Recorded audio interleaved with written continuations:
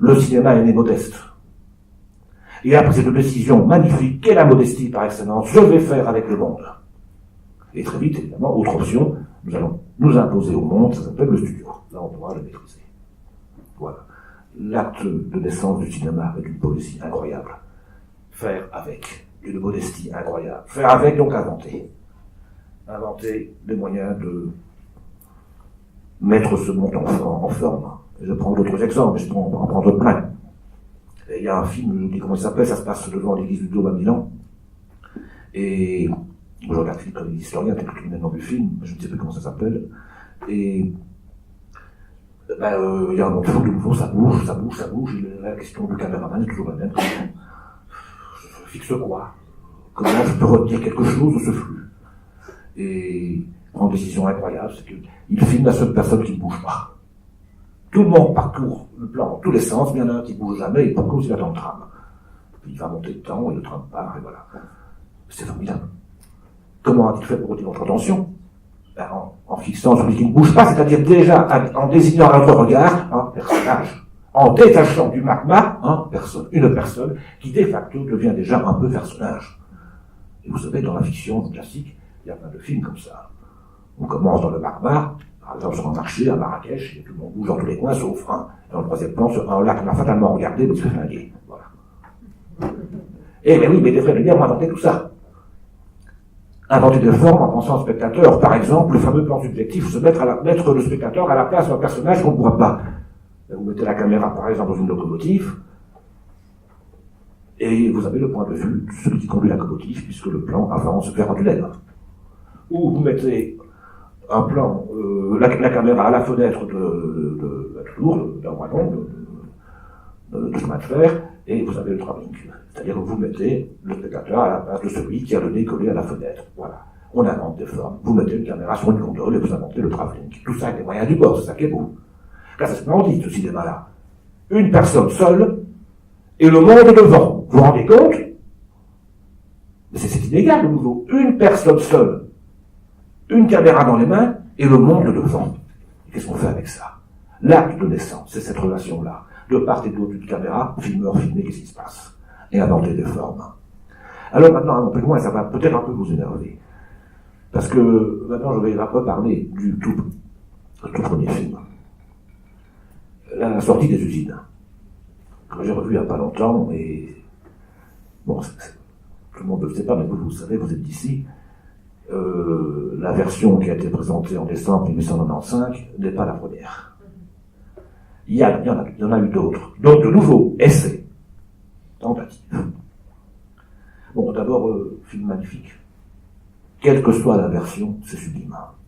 Ce qui est sublime, c'est ce que j'y vois. Ce que j'y vois, et c'est le premier plan. Une porte s'ouvre.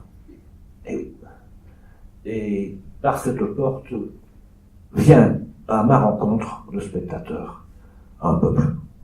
Pas une personne, non, un peuple. Nommons le peuple, ça s'appelle les employés de la classe ouvrière.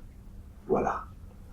Faire advenir vers moi, faire passer de l'ombre à la lumière, c'est le cas de le dire, ce que, en principe, l'image majoritaire, qu'elle soit picturale ou autre, ne prend pas en considération.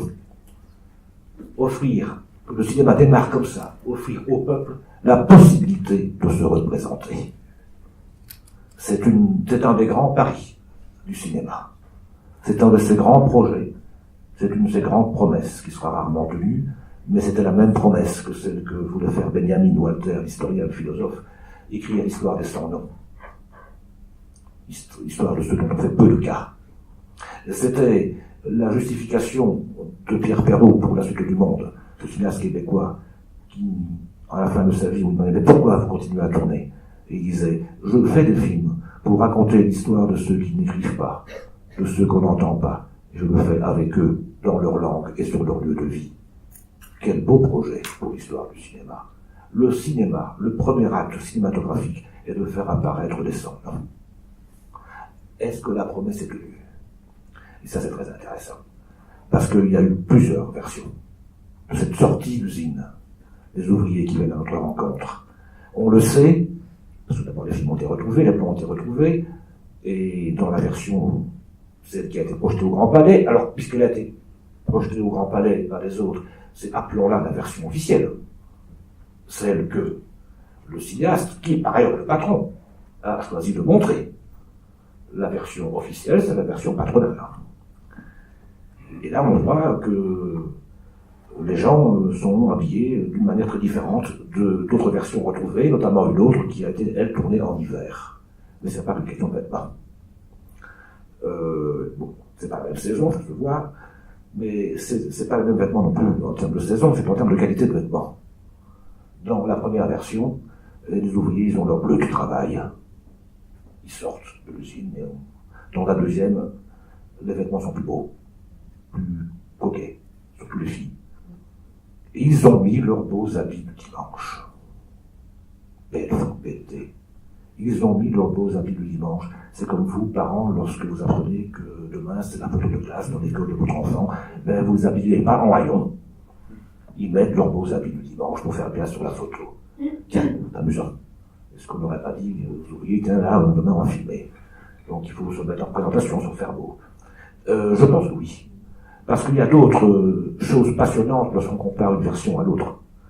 Dans la première version, la version hivernale, les ouvriers sortent de manière un peu débraillée. Ça part dans tous les sens. Et il y a même une fille qui fait un gars à sa copine, lui tire la jupe, enfin c'est un peu le bordel. Tout le monde a l'air joyeux, et forcément, c'est toujours plus amusant de sortir de l'usine que d'y entrer. Donc forcément, ils sont sur une bonne humeur, c'est un peu peur. Mais dans la deuxième, c'est beaucoup plus sage, et beaucoup plus ordonné. Allons plus loin. Dans la première version, lorsqu'il n'y a plus de pellicule dans la caméra, tout le monde n'est pas encore sorti. Et voilà. Tout le monde n'est pas encore sorti. Dans la deuxième, si. Tout le monde est sorti dans la deuxième. C'est même assez passionnant, parce qu'il y a même le chien qui peut rentrer, qui a même le temps d'aller en sens inverse et de retourner dans l'usine. Voilà. Formidable. Il y a le chien qui veut aller à l'usine. Donc bref, mais ça veut dire plein de choses. Ça veut dire mise en scène. Ça veut dire que la première version ne convenait pas, parce que ça faisait un petit peu des ordres. Ah oui, le peuple, ça fait des ordres. Le peuple, c'est le sud. Et l'ordre, c'est le nord. Alors, dans la deuxième version, ben, c'est le nord. Comme c'est Michel Galabru, c'est le nord. Oui, c'est le nord. Parce que là, je vais plus loin, je veux dire que dans la première version, c'est une image sauvage. C'est le peuple qui se met lui-même en scène, tel qu'il est dans la vie. On sort de l'usine, c'est le bordel, c'est joyeux. Dans la deuxième, tout est rentré dans l'ordre. Retour à l'ordre. Le peuple domestiqué. Le peuple à la bonne place. À chacun sa place. Voilà. Alors je ne démolis pas le film en disant ça, il est splendide. Mais je vois déjà que quelque chose se joue. De l'ordre de la place du peuple dans une image. Ça, c'est passionnant. Je vois que cette belle promesse, le cinéma naît d'un acte sublime, le peuple vient vers nous, oui, mais pas à n'importe quelle condition. Déjà dans la deuxième version. Qu'est-ce qu'on va faire du peuple? Va-t-on le laisser se représenter lui-même, ou va-t-on le représenter au bon endroit? C'est tout l'enjeu de toute l'histoire du cinéma. C'est fabuleux. Voilà, tout est déjà là. Le rapport entre le documentaire et la fiction est déjà là. J'ai défini tout à l'heure le mot documentaire, mais puisque la première version, c'est plutôt un documentaire pur jus, là on a l'avantage dans la captation, les oreilles ne sont pas prévenus. Dans la deuxième, si. On va déjà un peu vers la fiction. Et la question centrale, c'est celle du peuple et de l'autre. Voilà. Où doit être le peuple? Dans le champ ou hors du champ? Alors, cette question-là, elle est centrale, et elle va traverser toute l'histoire du cinéma. Il y a un petit fil pour qui c'est vraiment la question. Faire en sorte que le peuple tienne, que le cinéma puisse tenir cette promesse faite au peuple, notamment au monde ouvrier, d'occuper le plan, d'occuper le champ. Il y a quelqu'un qui l'a très bien compris, et qui a consacré toute sa vie. Il s'appelle Chaplin. Il y a la suite directe de la sortie des Usines Lumière, c'est Chaplin. Et notamment le deuxième film que nous allons voir maintenant, le deuxième film de Chaplin, qui s'appelle Charlot et Courtant de Louis, en français. Alors, si je le dis en anglais, c'est parce qu'on va faire une pause, parce que dès que je parle anglais, tout le monde se marre. Donc, Kids Autores à Venise. Pas Venise, en Italie, mais Venise à Los Angeles. Bon, vous allez voir. On va en parler tranquillement. Alors, même, vous vouliez faire une mini-pause? Je ne sais pas si vous fatiguez. Non? Bon, je n'ai pas envie d'en faire une, mais ça fait 8 minutes. Alors, à mon introduction, 1914. Date du film.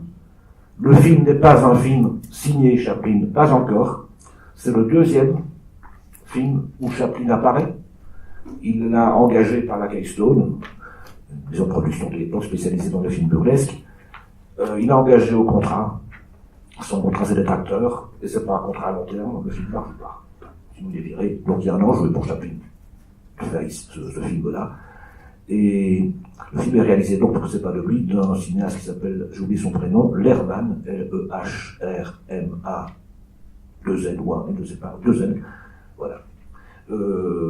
Qui lui est engagé, c'est l'opérateur professionnel habituel de la Keystone. Il va pas faire long feu, parce qu'après il va être remplacé par Chaplin. Et tout va se jouer dans le film que vous allez voir. Voilà, Chaplin va prendre la place du mec qui le filme. Et je pense que c'est l'enjeu de ce film-ci. Et que c'est la suite de la sortie des usines Lumière. Voilà, donc je ne sais pas si on peut voir le film, il fait 8 à 9 minutes, quelque chose comme ça. Et moi j'en profite pour lui une cigarette. Merci Charlot.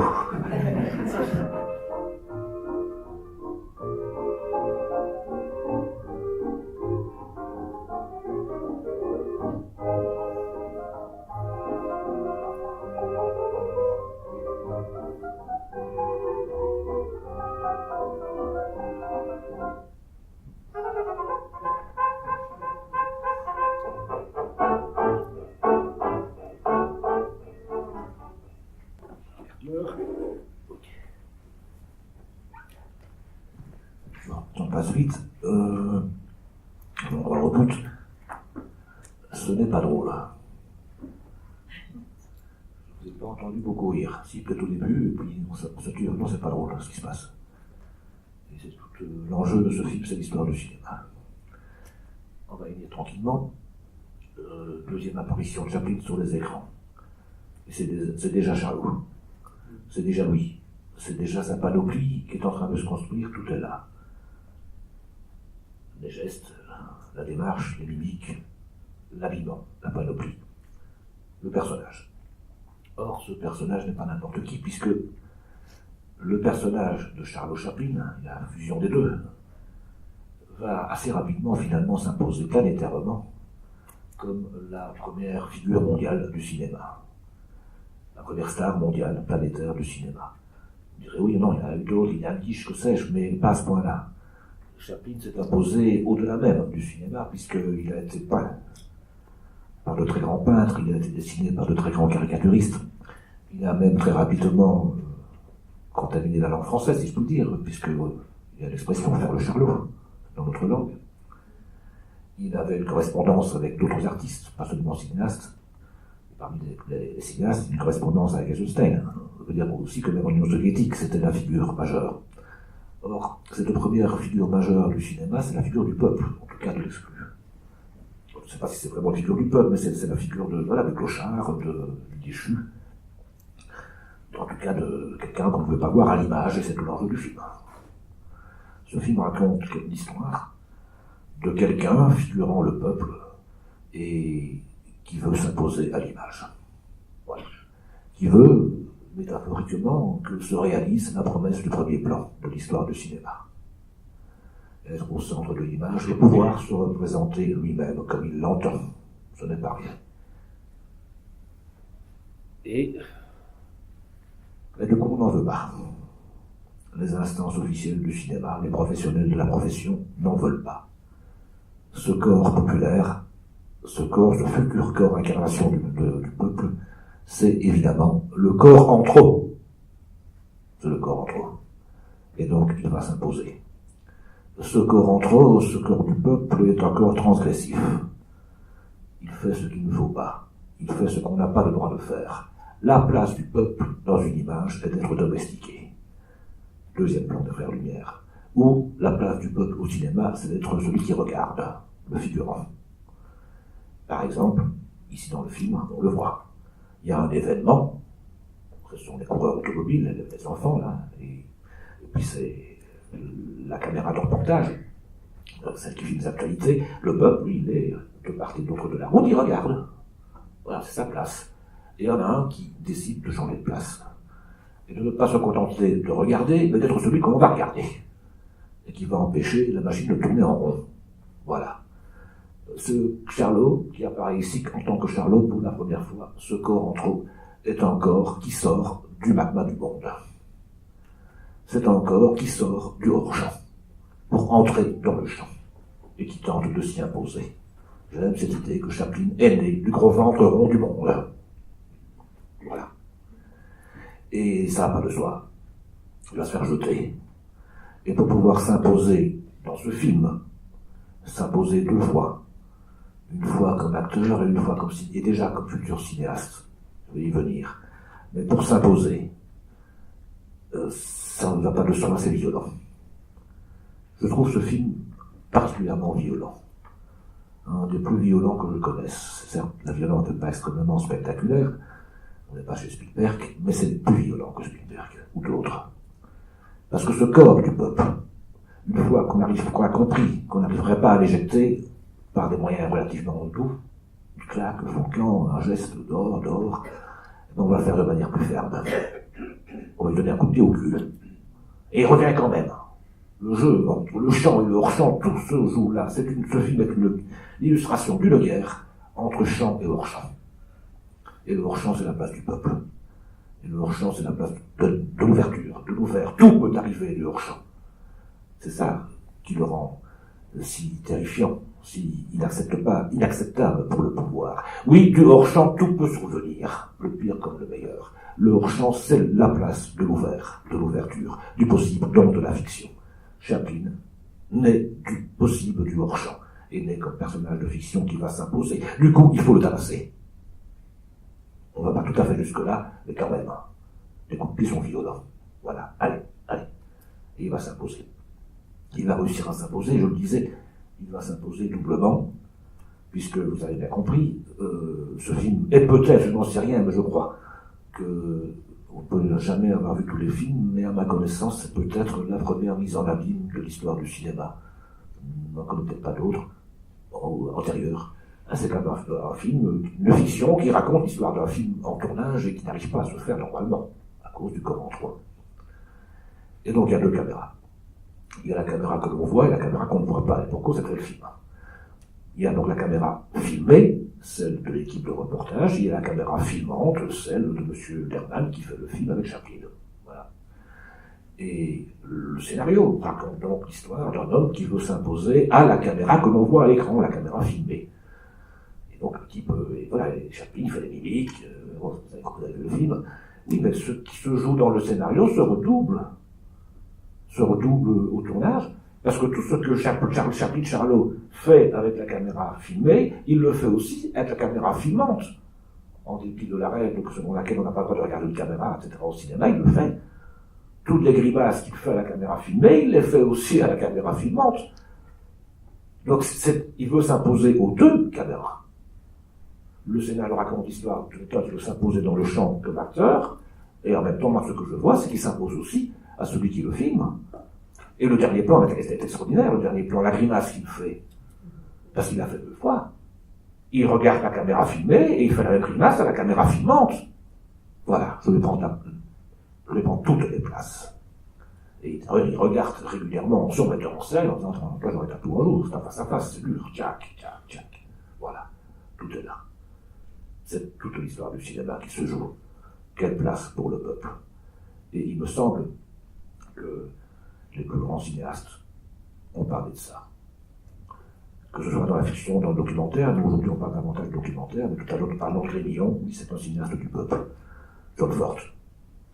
Et puis la grande histoire du cinéma documentaire est passée par ça, raconter l'histoire de ceux qui n'écrivent pas.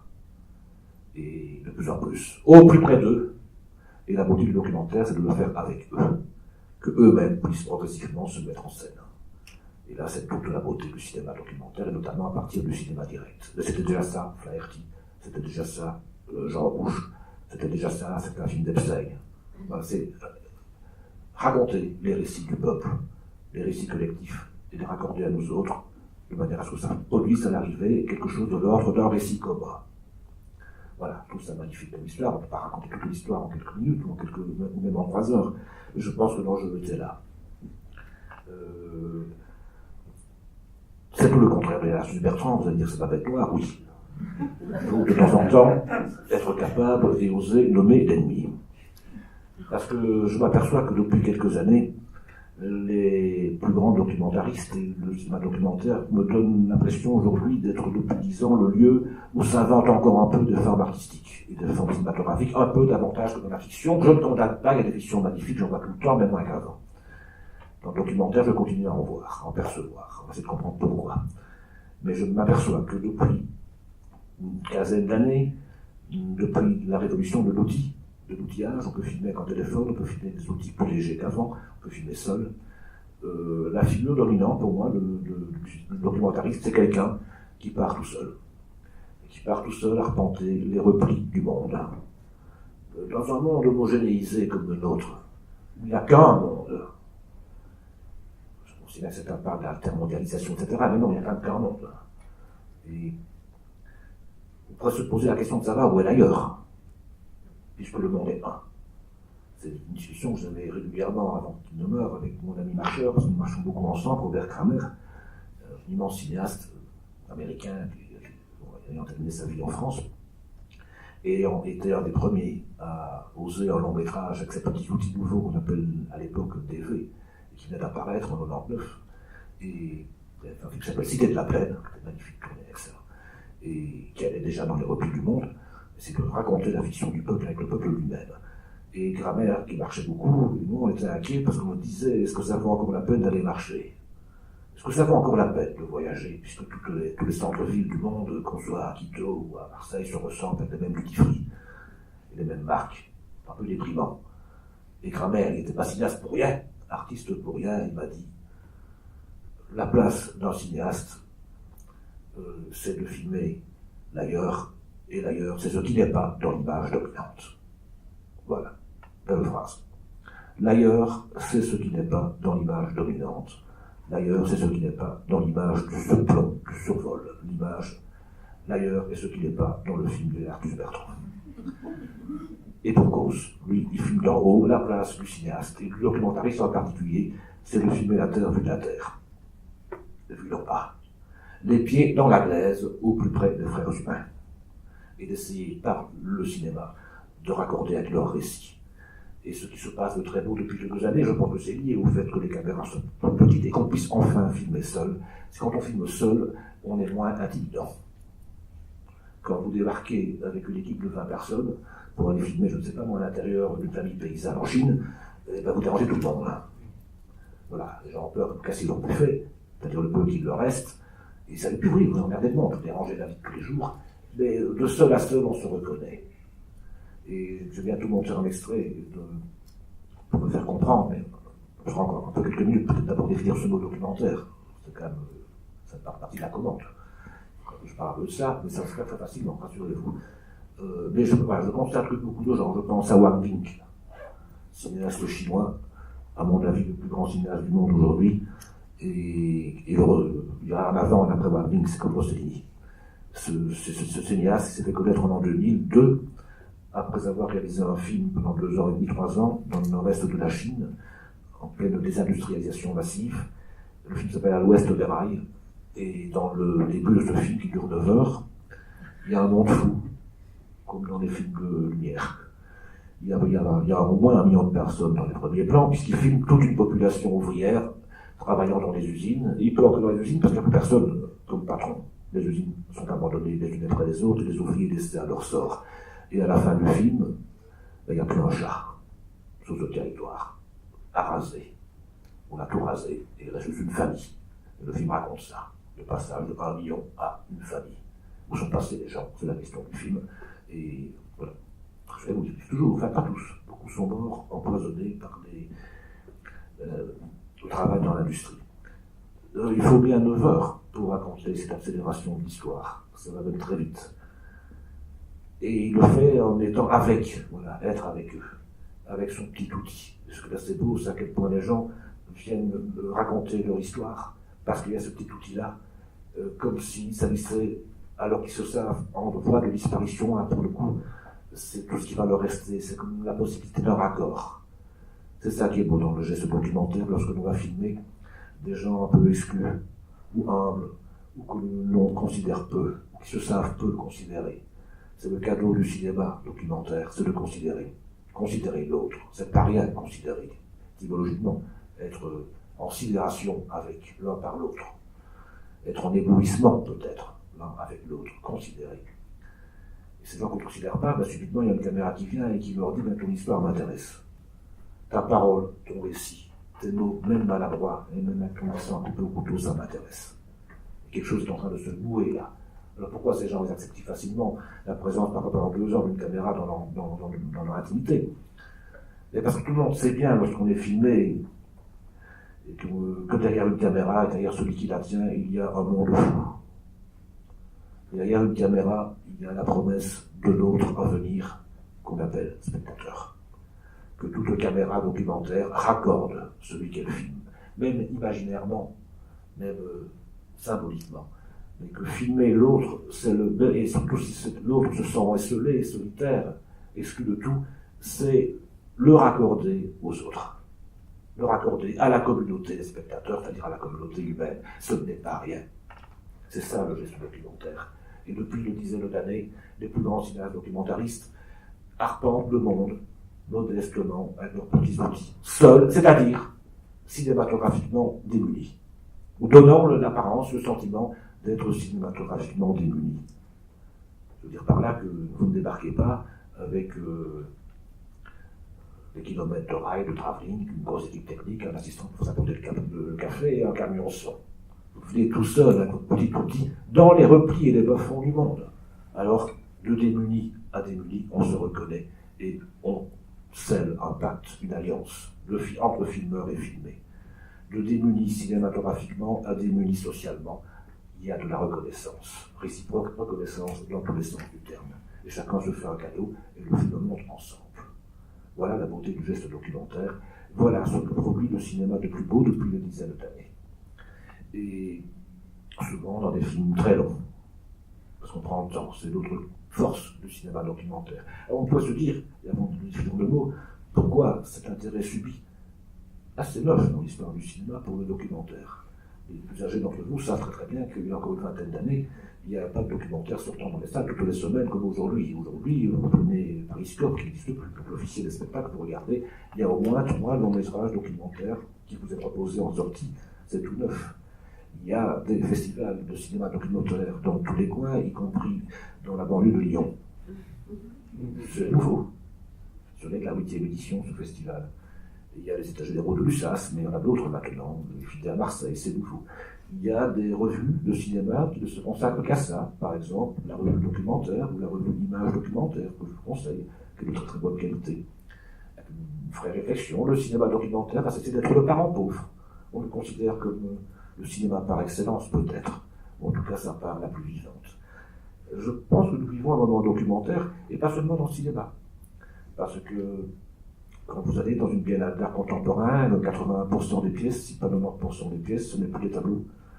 Ce sont souvent des vidéos à matériaux documentaires, des installations à matériaux documentaires, et même en littérature. Il y a tout un courant littéraire. Je ne sais pas moi, François Bon, parler de français, de littérature française, c'est assez beau. Pierre Bergoglou, il y a quelque chose de l'ordre d'une forme documentaire dans l'écriture même, dans la prose. Donc ça déborde un peu partout. Alors, pourquoi un moment documentaire? Et je pense que l'histoire du cinéma répond, parce qu'il y en a déjà eu, pas souvent, mais il y en a déjà eu, à 2 moments clés. Entre 1927 et 1934, il y a eu, je vais t'expliquer pourquoi, il y a eu un moment documentaire très fort. C'est là d'ailleurs qu'apparaissent les premières grandes œuvres de l'histoire du cinéma documentaire. À part Flaherty, qui est précurseur, on y retrouve le premier Stork, le fondateur du cinéma belge, le premier film d'Ivens, le fondateur du cinéma hollandais, à propos de Nice, de Jean Vigo, le fondateur du cinéma documentaire français, Terre sans pain de Louise Buñuel, les films de Vertov, quand même, L'homme à la caméra, c'est tout un courant documentaire qui va naître de là. Comment ça s'appelle, Capellani, on y trouve, comment ça s'appelle, Molinagi, cinéaste hongrois qui a fait Marseille Vieux-Port, et d'autres et d'autres et d'autres. Beaucoup de gens. Et je m'aperçois que tous ces gens ne se disent pas documentaristes, aucun, se disent tous cinéastes. Et je m'aperçois que tous ces gens ont des affinités électives avec toutes les avant-gardes artistiques de l'époque. Et que certains d'entre eux sont eux-mêmes artistes, sculpteurs, photographes. Là, c'est l'époque aussi de ce film Symphonie d'une grande ville, Berlin, de Ruckmann, C'est dans tous les pays du monde en même temps, des gens se connaissent et se connectent et ils pratiquent la même chose. Premier moment documentaire fort. Et le deuxième, je pense que c'est quand même les années qui vont suivre l'après-guerre, 39-45. D'abord dans la fiction, via le néoréalisme italien, là je vais un peu vite, mais c'est le cinéma, le néoréalisme italien, où on plonge la fiction dans le magma de la réalité. Et tout ça va progressivement déboucher vers l'efflorescence des nouveaux cinémas dans les années 60 et le fameux cinéma direct. Cinéma direct, possibilité enfin, techniquement, d'enregistrer conjointement des images et des sons, d'aller filmer les paroles des autres sur leur lieu de vie, plutôt que d'avoir des films où on parle à leur place. C'est tout l'enjeu du cinéma documentaire, c'est qu'on arrête de parler à notre place, et qu'on repose de parler nous-mêmes en nos noms. Il y a un troisième moment, c'est aujourd'hui. Qu'ont en commun ces trois moments? Je dirais la conjonction de trois facteurs. Une crise ou une révolution de l'appareillage technique du cinéma, une crise de la croyance dans le monde, qui fatalement débouche aussi sur une crise de la fiction cinématographique. Qui dit croyance, dit fiction.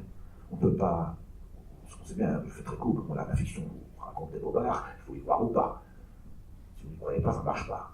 Donc si la croyance dans le monde est affectée, fatalement ça va affecter aussi la fiction normale. 1927-34, je vais très vite, mais oui, il y a une révolution d'outils, on passe du numé au parlant. Dans la période d'après-guerre dont je parlais, même chose. Il y a une crise, il y a une révolution de l'appareillage, les caméras vont devenir de plus en plus légères, ergonomiques, c'est le fameux cinéma direct. Et aujourd'hui, on n'a même pas besoin de caméra pour filmer, téléphone, iPad et que sais-je. C'est une révolution. Et puis, crise de la croyance, parce que certains, c'est des moments où le monde va mal. 27-34, ça commence à sentir on commence à entendre des bruits de bottes un peu partout. Mussolini, etc., ça peut faire un dessin. Et puis c'est la crise de 29. L'après-guerre, là oui, même chose. Après le traumatisme de Hiroshima et des camps, difficile de croire encore que le monde va autre part qu'à sa perte. Et donc, crise de la croyance, de la confiance. Dans tous les récits, les scénarisations du monde venus d'en haut, nous y sommes bel et bien. Crise de la croyance aujourd'hui, dans tous les bobards que l'on nous raconte, et je commençais par ça, on a du mal à croire à tout ça. Alors peut-être que nous avons le besoin d'aller un peu revenir des pieds sur terre, et d'aller à la rencontre des gens qui subissent ces bobards, et de peut-être sortir des scénarisations du monde venu d'en haut pour récupérer nos histoires à nous. Peut-être que s'il y a un tel intérêt pour le documentaire, c'est que chacun d'entre nous posons la question de savoir comment font les autres, et eux, comment ils vivent. Comment ils font avec la vie, qui était la phrase clé qui a donné naissance à Chronique d'un été de Jean Rouch. Et toi, comment tu fais avec la vie?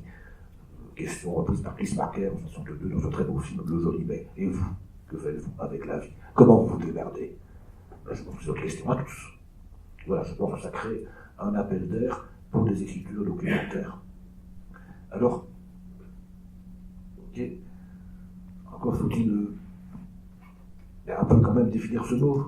Je n'avais pas fait pour lui. Que c'est compliqué. Et ceux d'entre vous, notamment le responsable de ça, ceux qui ne sont pas allés voir Gaston Lagaffe, vous allez avoir du mal à continuer à faire comprendre que c'est du cinéma. Parce que on n'est pas aidé. Tout le monde pense que le documentaire, c'est le docu-cu, comme on disait dans les années 50 ou 60, que c'est la part d'emmerde, d'ennui du cinéma, que c'est juste de l'actualité, du reportage, et là qu'au mieux c'est la part informatique du cinéma, et au pire ça n'en est pas. Et tout le monde pense ça, même ma mère. Pendant des années, moi j'étais critique du cinéma normal, si je peux dire. Dans des journaux, on achetait des Belges, et puis donc j'allais à Cannes, et je ne parlais du tout, ça m'a pas très emmerdé. Déjà une période de glaciation du cinéma, et du cinéma de fiction, puis un jour je dis à maman, maman, j'ai vu à Cannes, ça m'emmerde. Je m'intéresse au documentaire. J'ai cru qu'elle allait me déshériter. Je lui ai fait mon coming out, à mon avis, ça serait mieux passé. Voilà, qu'il avait temps que je m'amène Jean Rochefort manger à la maison, c'était foutu. Il y a ma grand-mère qui était contente. Elle s'était dit comme ça, au moins le petit couchera pas que les actrices. Donc on n'est pas vraiment aidé.